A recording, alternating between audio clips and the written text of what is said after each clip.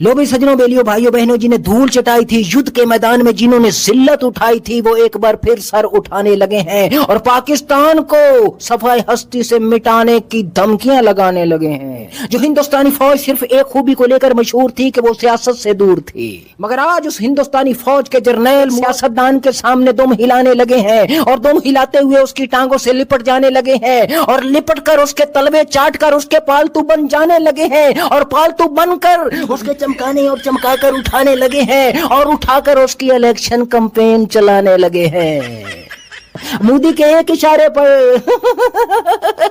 अरे तुम्हारा जीवन जितना गुजर गया, जितना रहता है उस सारे पर।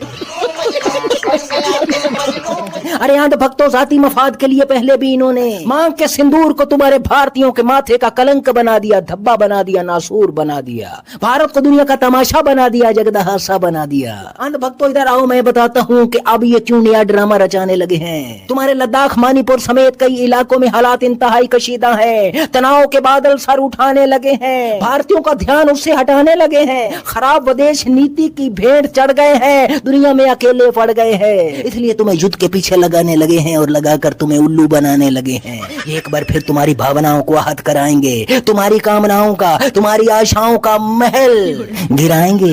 अब ये जो युद्ध का ड्रामा रचाएंगे, उस ड्रामे में अपने जाति मफाद के लिए तुम्हारे बॉर्डर पर खड़े तुम्हारे गरीब फौजियों के खून से अपनी इलेक्शन कैंपेन के इश्तिहार छपवाएंगे और छपवा कर राहों चौराहों और गुजरगाहों में चिपकाएंगे और चिपकाकर